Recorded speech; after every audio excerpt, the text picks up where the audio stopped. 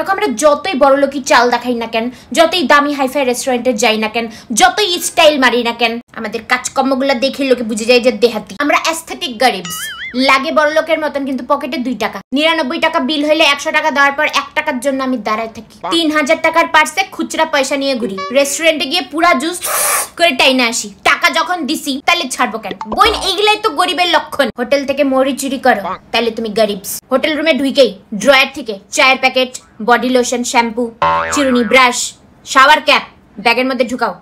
গরিবস তুমি। আমরা খানদানি শুদ্ধ গরিবস, কোনো ভেজাল নাই। লোকে বিজনেস প্ল্যান করে, আমি আর আমার বান্ধবী প্ল্যান করি ট্রেনে খঞ্জনি বাজে টাকা কামাবো। লোকে প্রপার্টি সেল করে, আমি আর আমার বান্ধবী প্ল্যান করি কিডনি বেচবো। আমাদের হারকাতগুলোই গরিবদের মতো। লোকে রিগ্রেট করে লাইফ নিয়ে, আমরা রিগ্রেট করি 400 টাকার আইসক্রিম খাই ফেললাম, 4000 টাকা ড্রেসের পিছনে খরচা করে দিলাম। বড় লোকসরা কি পার্টিতে গেলে দামি গিফটস নিয়ে যায়, আমরা কি বিছানার চাদর দিয়ে 5 জন খাই আসি। না মানে আমরা কখনো ভাবতেই পারি না যে আমাদের কাছে কখনো টাকা থাকতে পারে। মানে ভগবান যদি ভুলেও কখনো আমাদেরকে কোটিপতি করে দেয়, আমরা তো খুশিতেই হার্ট অ্যাটাক করে যাবো।